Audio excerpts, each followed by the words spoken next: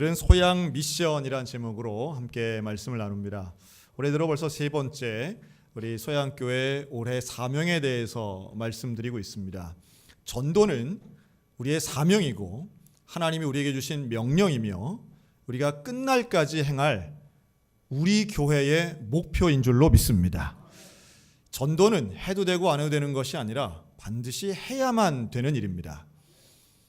90년대 우리 한국교회, 그 이전에 80년대, 70년대 성장을 이끌 때에 한국교회 이런 전도 왕들이 있었습니다. 고구마 전도왕, 진돗개 전도왕, 아줌마 전도왕, 또 호떡 전도, 뭐 이런 여러 가지들이 있었고요. 또 모든 교회들이 꼭 그런 건 아니었지만 약속이나 한 듯이 했던 중요한 행사 중에 총동원 주일이라는 거 있었습니다. 요즘은 그런 말을 잘 안 쓰고 다른 뭐 VIP 초청이라든가 안드레 전도라든가 오이코스 전도라든가 뭐 명칭이나 호칭은 조금 다를지 모르지만 그 성격과 목적은 동일한, 그래서 모두가 함께 전도하자. 물론 여기에 대한 반론도 많이 있습니다. 부작용도 있었고 또 현상을 본질과 바꿨다. 즉 전도라고 하는 것은 교인 수를 늘리거나 예배당의 숫자가 많은 게 중요한 것보다 말 그대로 예수 그리스도가 전파되고 복음이 전파되는 게 중요한데 그 일은 온데간데 없이 그저 교인 수 늘리는 게 소위 말해 현상과 본질이 바뀌어 있는, 여기에 대한 비판론도 만만치 않았던 거죠. 제가 처음으로 단독 목회를 시작했던 2005년도 어떻게 하면 전도할 수 있을까? 저는 사실 총동원주의를 그렇게 하고 싶지는 않았습니다. 솔직한 저의 마음이었어요. 평소에 전도하자, 매일마다 전도하자, 생활로 전도하자. 이게 제가 가졌던 목회 방향이었습니다. 그런데 저희 교회의 장로님 한 분이 영혼 구원을 위한 헌물을 하셨는데 헌금 시간에 금반지 100개를 헌물을 하신 거예요. $1 금반지 100개를 직접 금은방에 가서 사갖고 헌납을 하신 거예요. 지금도 금값이 상당히 비싸죠. 그때에 비하면 많이 올랐습니다. 제가 그때부터 금 한 돈 가격이 얼마인지 늘 관심 갖고 있습니다. 제일 비쌌을 때 제 기억으로는 22만 8천 원 기억이 납니다. 상당히 큰 액수죠. 근데 그것을 어떻게 하면 전도와 연관시킬 수 있을까? 그러다가 이름을 이렇게 정해봤습니다. 생명의 가락지.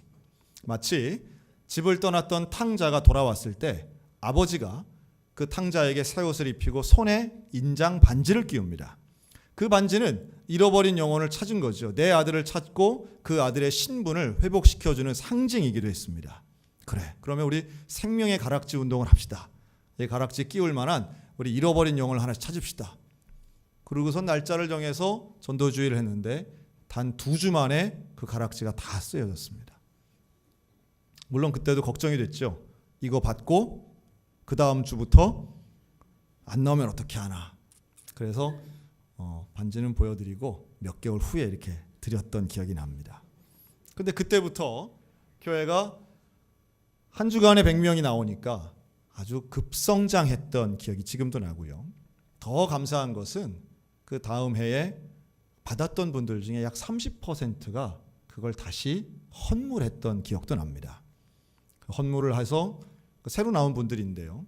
예수 믿고 감사하다는 의미로 그걸 헌물하고 그걸 다시 그 다음 해에 또 한 번 헌물 받은 그 금가락지를 가지고 다시 한 번 행사를 했던 기억도 납니다. 그리고 아무래도 첫 해였기 때문에 더 인상적이었던 것 같은데요. 그때 처음 나왔던 많은 분들, 그분들 중에 제 기억에 특별히 남는 분들이 계세요. 그중에 오늘 한 분을 좀 소개하려고 하는데요. 신영훈 집사님입니다. 이분은 70대 초반의 나이에 그때 처음으로 교회를 온 거예요. 예배당을 오신 거죠. 이분은 어떤 분이냐 하면 연세가 70이 넘었는데도 일단 외모가 거의 영화배우 같은 분이었어요. 저보다도 키가 훨씬 크고 그리고 아주 그 서구형으로 팔다리도 길고 아주 얼굴도 준수하게 생기신 60년대 액션스타 같이 생기신 분이었습니다. 머리숱도 많았어요. 그분은. 이분은 어떤 일을 했느냐 하면 국도변에서 큰 휴게소를 2개 운영하셨던 분입니다. 그러니까 돈도 많았던 거죠. 이분은 참 가진 게 많은 분이었어요. 돈도 많고 건강하고 외모도 좋고 거기다가 부인도 3명이나 두신 분이었습니다.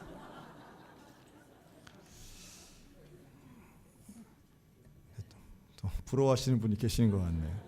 그런데 이분이 국도변에 있던 휴게소를 운영을 했는데 식당까지 포함된 거죠. 그게 잘 되다가 고속도로가 나는 바람에 춘천과 대구를 잇는 고속도로가 생기는 바람에 그 휴게소가 하루아침에 이제 망하게 됩니다.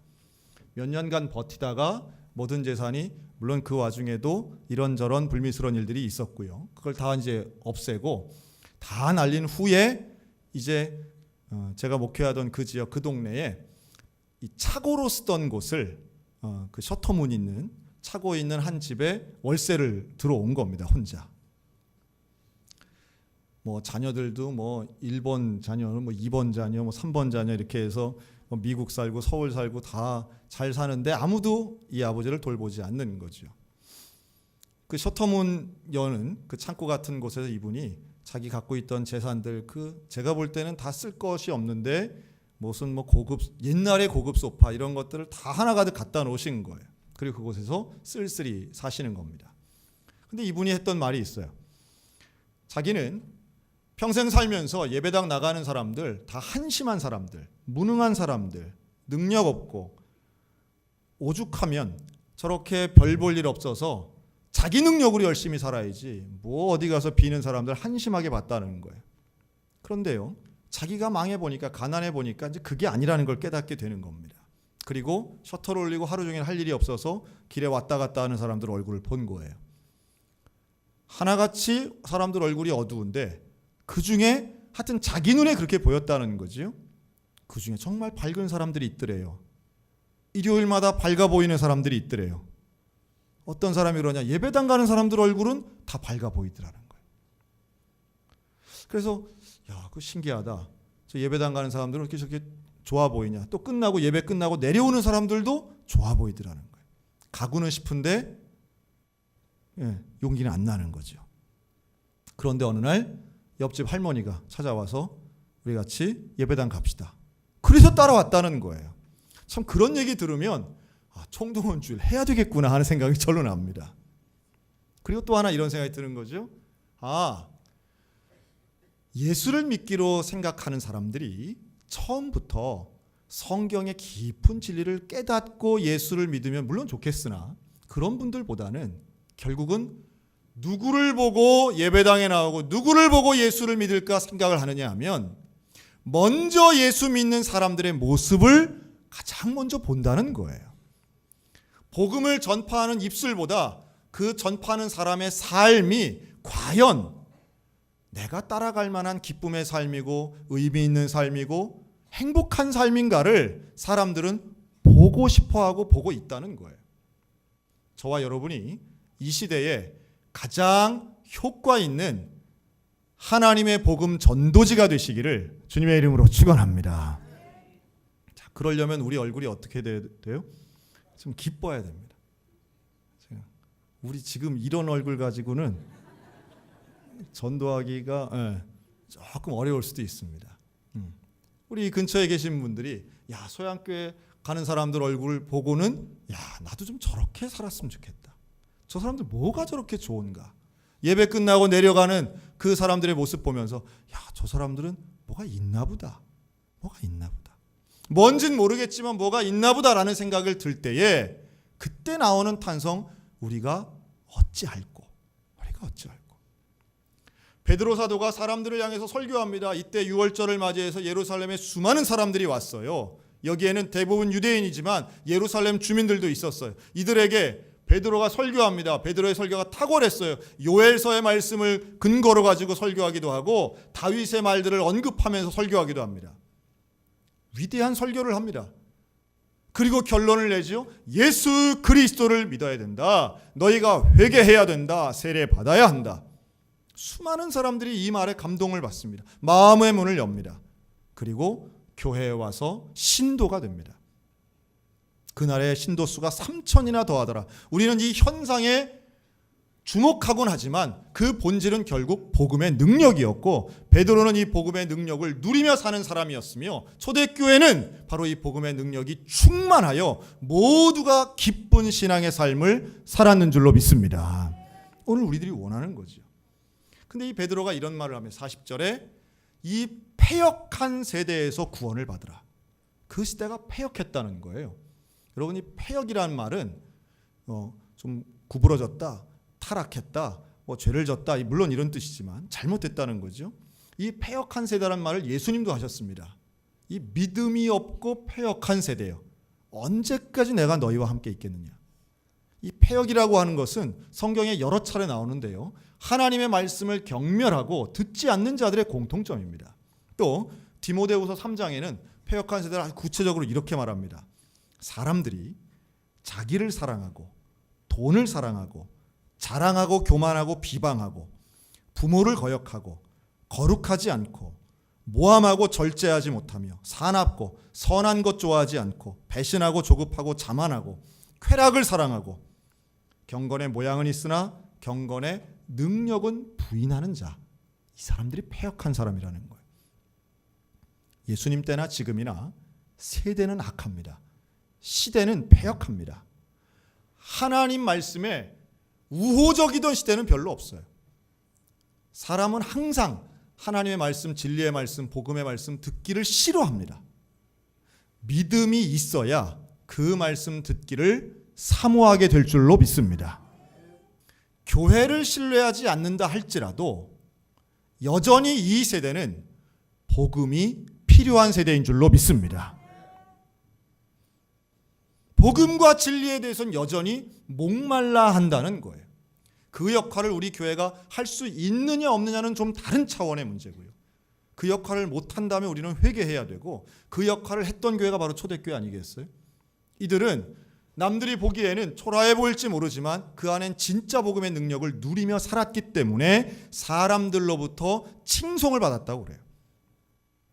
교회의 숫자나 규모가 중요한 게 아니라 그 안에 있는 구성원들이 과연 복음을 누리며 살고 있느냐, 이게 중요하다는 말씀인 거예요. 너희는 이 세대를 본받지 말고 오직 마음을 새롭게 함으로 변화를 받아 하나님의 선하시고 기뻐하시고 온전하신 뜻이 무엇인지 분별하도록 하라. 이 패역한 세대 속에서 분별하는 크리스찬은 여전히 빛을 발하고 소금과 같은 역할을 할 것이며, 우리를 통해 예수 그리스도의 빛된 생명 앞으로 인도함 받는 놀라운 역사는 일어날 수 있는 줄로 믿습니다. 다만 우리의 소원이 있다면 그 일에 우리 교회가 쓰임받기를 원하는 거예요. 우리 교회가 바로 그런 일들을, 복음을 전하고 영혼을 살리는 일에 쓰임받기를 원하고, 이게 우리의 사명이라고 하는 겁니다. 올해 우리 교회는 이 사명을 감당하기 위해 4분야를 우리의 사명, 미션으로 정했습니다. 첫째는 해외 선교입니다.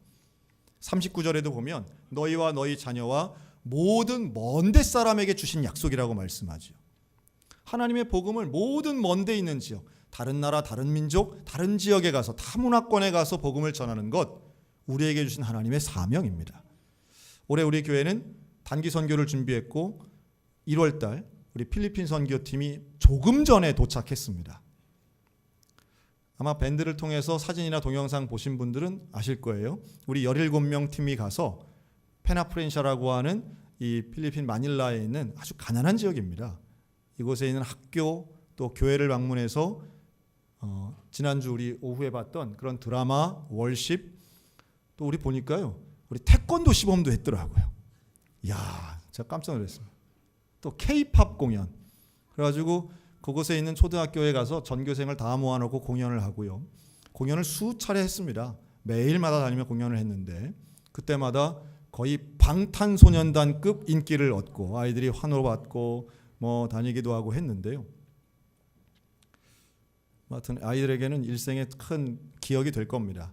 그러나 우리가 이런 단기 선교를 보내는 제일 중요한 이유가 있습니다. 가서 몇 명 전도했냐? 여러분, 이거보다 더 중요한 것은 복음을 전하는 경험을 했다는 거예요. 그리고 평생을 선교의 마음을 가지고 살 수 있다는 건 위대한 자산을 얻었다고 저는 봅니다.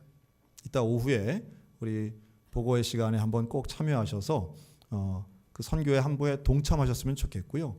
또 2월 달에 우리 일본 또 갑니다. 우리 청년들. 여러분 평생에 할 수만 있다면 해외 선교지를 좀 많이 가보시면 좋겠어요. 해외 여행도 다 좋고 국내 여행도 다 좋지만 선교지를 방문해 보면 우리의 마음에 내게 사명이 주어졌다는 게 어떤 것이고 왜 먼 데까지 가서 복음을 전하는 일이 필요한가를 새롭게 깨달을 수 있다고 저는 확신합니다. 자, 두 번째는 국내 선교입니다. 우리 교회가 선교사도 후원하고 선교지도 방문하지만 국내 선교, 우리 소양교회가 이 지역에 세워진 위대한 목적이죠. 우리는 춘천의 성시화와 강원도의 복음화와 민족의 복음화에 우리는 협력해야 되고 앞장서야 됩니다. 오늘 주보에도 우리 교회가 후원하는 여러 교회들의 이름을 기록했습니다. 그리고 올해는 특별히 이 4월 마지막 주에 우리 교인 전체가 오후 예배 시간을 이용해서 우리 교회가 후원하고 있는 교회를 직접 방문할 계획을 가지고 있습니다. 왜 그렇게 하느냐? 여러분 이 교회의 명단을 보면 이게 어떤 교회인지 여러분 아시겠습니까? 전혀 모르죠. 어떤 처지에 있고 또 어떤 것이 기도의 제목이고 우리가 협력을 할 때 어떤 게 필요할지 전혀 감이 오지 않습니다. 춘천도 있고 다른 지역도 있습니다. 그런데 단 한 번만이라도 이 교회를 가보면 이 교회가 어떤 사람들이 있고 어떤 목회자가 있고 어떤 비전이 있고 어떤 역사를 가지고 있는지를 안다면 훨씬 긴밀하게 협력할 수 있다고 저는 봐요. 이 일이 올해 우리 교회 가운데 함께 일어나서 여러분 지역을 복음화한다는 건 우리 혼자 할 수 있는 게 아닙니다. 함께 하는 거죠. 그리고 협력해야 됩니다. 일치해야 됩니다. 그러기 위해서는 교단을 초월하기도 해야 되고요. 또 우리 교단 안에서도 함께 협력하는 일들, 큰 교회 작은 교회 할 것 없이 다 같이 함께 일어나는, 그래서 이 지역 안에 불신자가 그리스도 앞으로 나아오는 일들에 힘을 모아야 되는 거죠. 이 일을 하기를 원합니다. 그리고 세 번째 중요한 것은 세대 선교입니다. 39절에도 이렇게 말하죠. 이 약속, 구원의 약속은 너희와 너희 자녀에게 임했다라고 말씀합니다.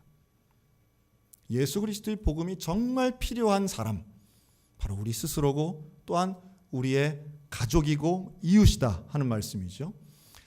그래서 우리 이제 이번 주부터 겨울 성경학교 합니다. 겨울엔 겨울 성경학교, 여름엔 여름 성경학교 합니다. 이렇게 성경학교를 하는 이유는 뭘까요? 성경을 가르쳐서 똑똑이를 만들려는 게 아닙니다. 예수를 만나게 하고 어떻게든 성결한 사람, 구원받은 사람, 하나님의 자녀가 되게 하는 것이 유일하기도 하고 가장 중요한 이유예요.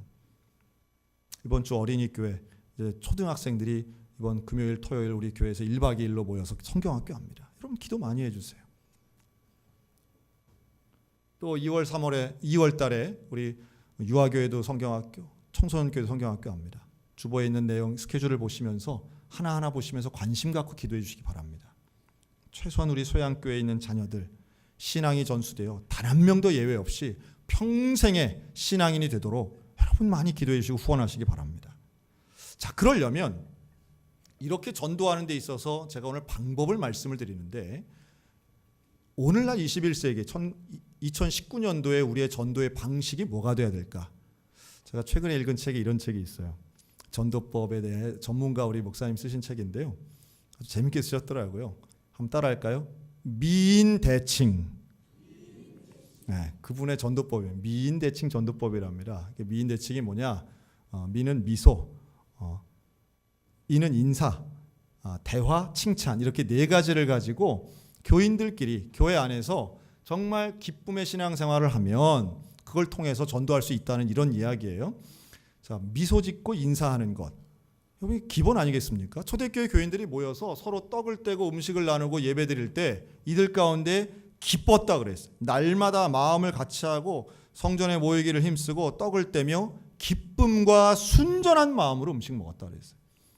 여러분 우리 교회 생활이 예배 생활, 교회 생활, 신앙 생활, 봉사 생활 기쁨 되시기를 축원합니다. 교회 오는 게 기뻐야 되는 거예요. 교회 안에서 기쁨이 있어야죠. 그리고 그 기쁨이 표현되는 크리스찬. 제가 주중에 우리 인솔했던 전사님, 우리 이철 전사님하고 통화하고요 했는데 목소리가 다 쉬었어요. 그래서 아픈 사람 없느냐 그랬더니 아픈 사람 없는데 너무 힘들다는 거죠. 왜 이렇게 힘들어요? 더운 날씨에 산 꼭대기에 올라가야죠. 올라가가지고 하여튼 에어컨 없는 데서 계속 산 겁니다. 그 숙소가 센터가 에어컨이 없어요. 그런 데서 하고 또 공연하고, 학교가 우리나라 학교나 다 에어컨이 있지 그 필리핀 초등학교는 에어컨 없습니다. 그 사람은 또 가득한 거예요. 얼마나 덥겠어요. 힘든 거죠. 그리고 가서는 공연해야 되잖아요. 뭐 구경하는 게 아니라 본인들이 월십을 하고. 그런데 피곤하고 힘든데 마음은 어떻겠냐는 거예요. 저희 딸도 갔잖아요. 우리 은지가 전화 딱 한 통 했는데 그러더라고요. 아빠 너무 행복해요. 너무 기뻐요. 힘든데 행복해야 되는 거예요. 피곤한데 감사해야 되는 거예요. 여러분, 신앙생활이라는 게 쉽지 않습니다. 봉사하는 건 절대 쉽지 않아요. 힘들어요. 그런데 힘은 드는데 기쁨이 있어야 돼요. 여러분, 이게 반대인 분들이 있습니다. 신앙생활에 하나도 힘이 안 드는데 기쁨도 하나도 없는 분들. 그냥 교회 오는 게 그렇게 힘들지 않은데 기쁨도 없다. 우리 다시 한번 살펴봐야 됩니다. 우리 안에 과연 복음을 누리고 있는지, 예수 그리스도가 나의 죄를 대신하여 십자가에 달리신 그 놀라운 복음의 사역이 과연 내 삶을 다스리고 있는지, 나는 죄의 문제 해결받았는지, 회개했는지, 내가 세례받는 그 감격을 지금까지 유지하고 있는지 돌이켜보면 우리의 예배와 찬양과 기도가 분명히 달라지게 될 줄로 믿습니다. 하나님의 은혜가 우리의 삶에 구체적으로 임하면 다양한 문제들 많이 있지만, 힘든 건 많이 있지만, 그러나 우리는 복음의 능력을 누리며 기쁘게 살 수 있는 줄로 확신합니다. 그 신영훈 집사님은요, 저하고 6년여 같이 신앙생활을 했습니다. 그리고 암에 걸려서 이제 결국 돌아가셨는데요. 그 마지막 투병 생활하실 때, 병원에 계실 때 제가 신방을 갔습니다. 아무도 찾아오지 않는데 단 한 분이 그 옆에 계시더라고요. 1번 부인. 그 1번 부인이 옆에서 병간호를 하시더라고요. 제가 지금도 생생하게 기억이 나요. 그런데 병간호를 어떻게 하시냐 하면 하루 종일 꾸짖고 혼내고 때리기도 하고 막 그러시는 거예요. 그런데 정말 재미있는 것은 그 신영훈 집사님이 그걸 다 받으시더라고요. 다 받으시더라고요. 그간 지은 죄에 비하면 뭐 그 몇 달 혼나는 거는 뭐 비할 게 아니었겠지요. 제가 그 세월을 다 모르지만, 그러면서 그래도 뭐 들어라, 뭐 옆으로 돌아라, 뭐 다 하시는 거예요, 이분이. 제가 그때 두 가지 깨달았어요. 역시 조강지처가 최고다 하는 거 하고, 네, 그거 하나 하고. 근데 그 신영원 집사님이 그런 가운데에도 마지막에 그 말씀을 하시더라고요. 제가 있으니까 했겠지만, 부인한테 정말 내가 미안한데 너는 교회 가라. 내가 가보니까 참 좋더라. 그 말씀을 하시더라고요. 마지막 장례까지도 치렀던 기억이 납니다. 조강지처가 중요한데요. 우리 인생에 진짜 중요한 건 예수 그리스도인 줄로 믿습니다. 그 예수 그리스도가 과연 우리의 삶에 다른 어떤 것 이것저것 있을 수도 있고 없을 수도 있겠으나 예수 그리스도만 있으면 우리의 삶은 분명한 진짜 기쁨, 진짜 행복 누리며 살 줄로 믿습니다. 베드로가 그걸 외쳤던 거예요. 그걸 가르친 거예요. 그걸 전했던 거예요. 그걸 누리니까 교회는 부흥하고 교회는 기쁨이 넘치고, 그걸 알았기 때문에 어떤 고난도, 감옥이든 순교든 상관없이 복음을 증거하는 삶을 사도로서 살았던 것입니다. 오늘 우리들에게 필요한 게 뭐겠습니까? 오늘 소양교회에 주어진 하나님의 사명, 저는 똑같다고 봅니다. 복음을 증거하는 삶, 그 복음 따라 사는 삶, 복음을 누리며 살아가는 우리 소양교회 위에 이 시대의 진정한 부흥이 임할 줄로 믿습니다. 오늘도 주님께서 맡겨주신 이 귀한 복음의 사명 감당하며 살아가는 우리 소양의 모든 교우들 다 되시기를 주님의 이름으로 축원합니다. 아멘.